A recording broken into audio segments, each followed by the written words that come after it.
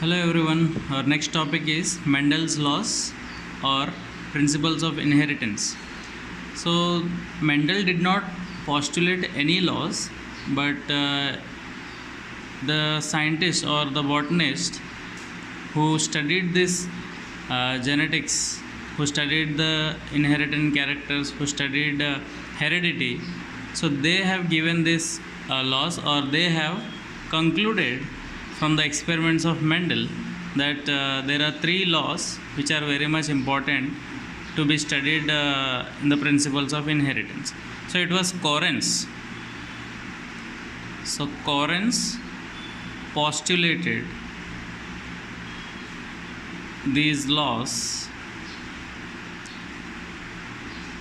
from the experiments of Mendel. That's why we call them as Mendel's laws, because it was Mendel who have postulated. Without his knowledge, he has given or postulated these laws. So it was Correns who studied this, and he postulated these laws from the experiments conducted by Gregor Mendel. So the first one is law of dominance. So the name itself tells us dominance means dominant character. That means the character exhibits itself. So if we talk about any size of stem, this is the character.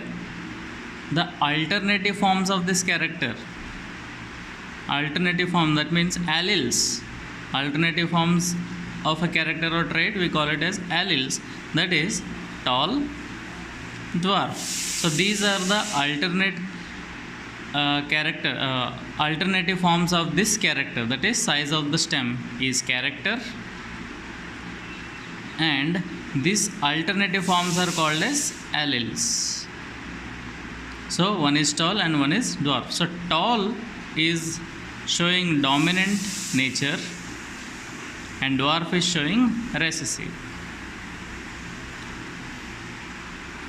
So if we take for example the previous class, we have done monohybrid cross. Like if I take tall parent crossing with a dwarf parent, so what outcome I get is hybrid. That is, this is homozygous tall and this is homozygous dwarf, and what I am getting is hybrid, but it is tall. Hybrid tall, or we can say heterozygous tall. So here what you can observe is, even though in the F1 generation we are getting the genotype as capital T, small t. So here one more thing you need to observe, capital T shows dominant nature and small t's will show dwarf nature. When there is a cross between this dominant parent with recessive parent, what we are getting is hybrid tall. That means the nature, the character is tall, but the genotype is not capital T, capital T. So here dominant gene is also present, or allele is present, and even a recessive allele is present. But the outcome what we can see, that is tall. The outcome of the character is tall. So this shows that in the pair of genes,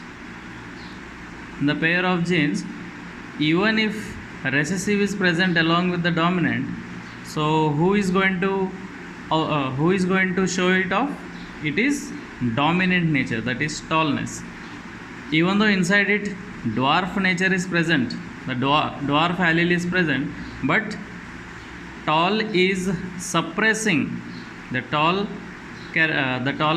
the dominant nature is suppressing the recessive nature of the stem. So even though tallness and dwarfness both are present together, and only tall will be exhibiting. So this is called as law of dominance. So what law of dominance tells us is, out of two alleles, only one allele expresses. So we have two alleles, like here, tall and dwarf, two alleles are present, but only one is able to express. So the one which is expressing is dominant. So out of two alleles, only one is able to express itself and the other gets suppressed. So the one which is able to express is called as dominant. That's why the one which is able to express is called as dominant. That's why we call this law as law of dominance. The second law is law of segregation. So the name itself tells us what is segregation, that is separation, separate. So here this law tells us that two alleles, I'll write it this way, two alleles of a gene controlling each character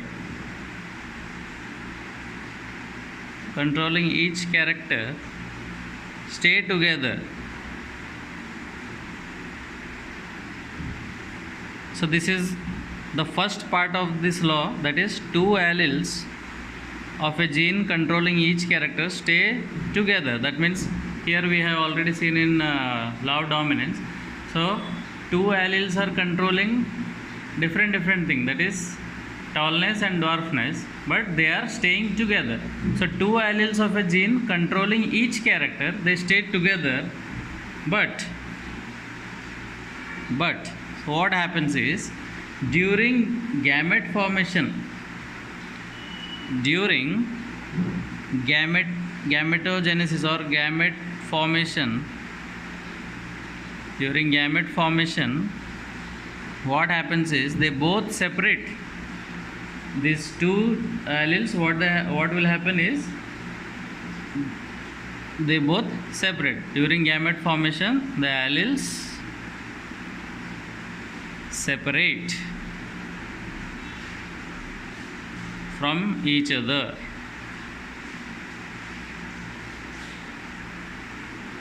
So during gamete formation, what will happen is the alleles, they get separated from each other. So this one we can see from very simple thing again, capital T, okay, that is tall parent crossing with dwarf parent. So what will happen is this two will not combine with this two, so they get separated out with each other.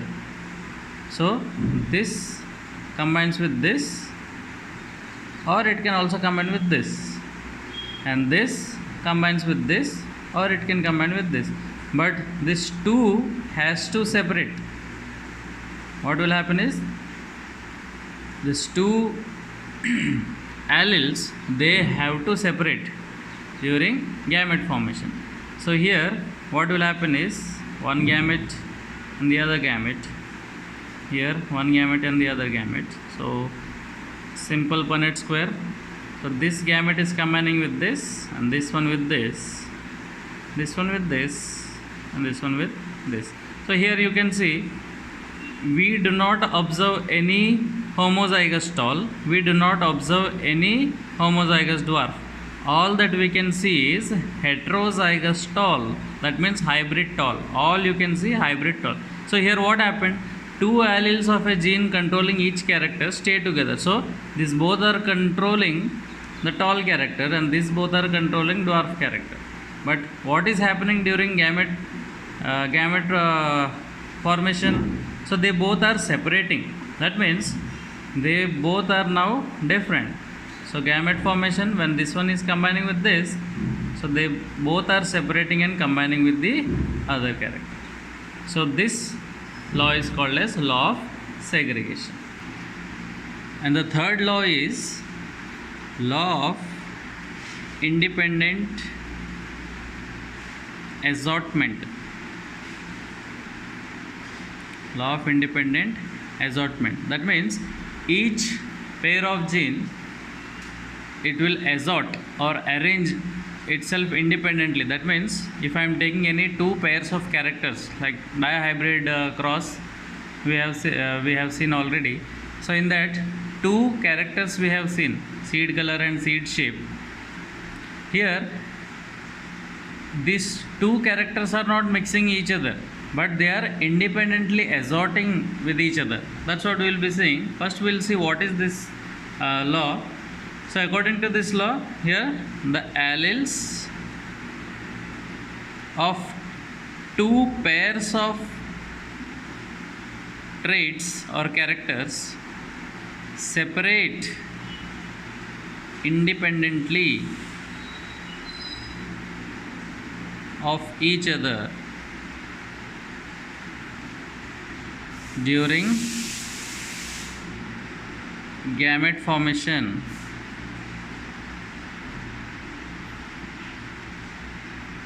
and get rearranged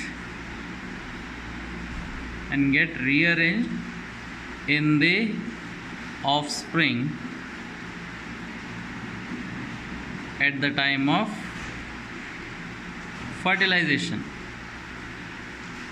Don't think that sir this definition is too long, but it's very much important. Very simple. Two pairs of characters, if we take two pairs of characters, what will happen is they separate. When do they separate? During gamete formation. And after gamete formation, what will happen? They get rearranged in the offspring. That's what we will be seeing in by a small example. That is, we have done in dihybrid cross already.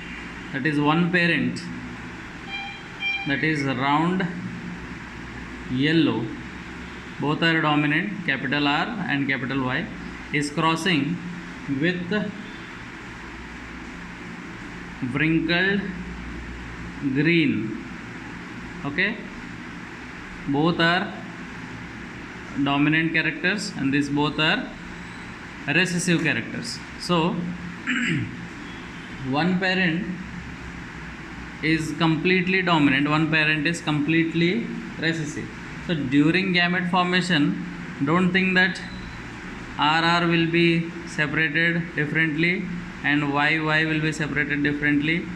RR, YY. So don't have this misconception. This will be considered wrong. So what will happen is they will separate in this manner. Capital R, capital Y, capital R, capital Y, capital R, capital Y, and small r, small y,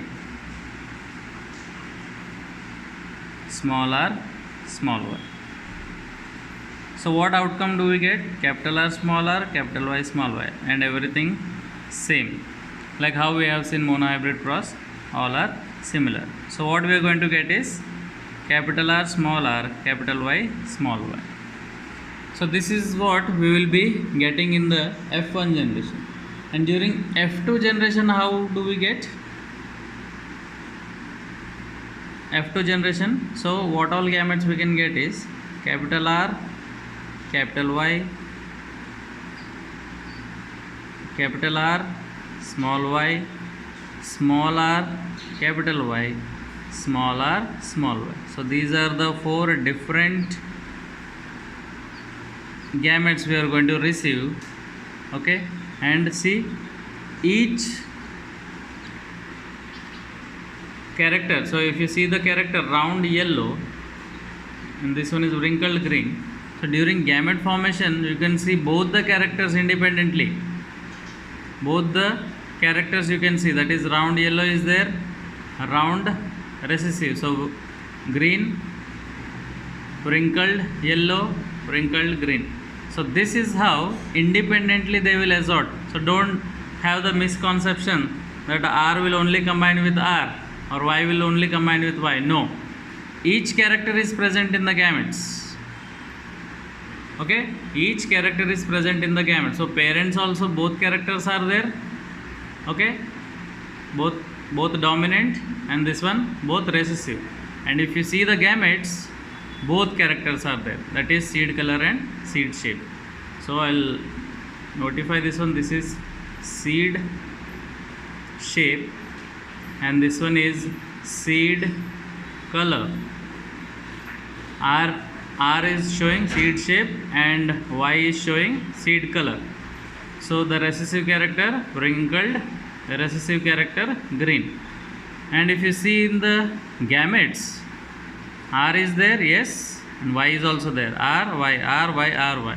That means even in gametes we can see seed shape and seed color. So this is Mendel's third law, that is law of independent assortment.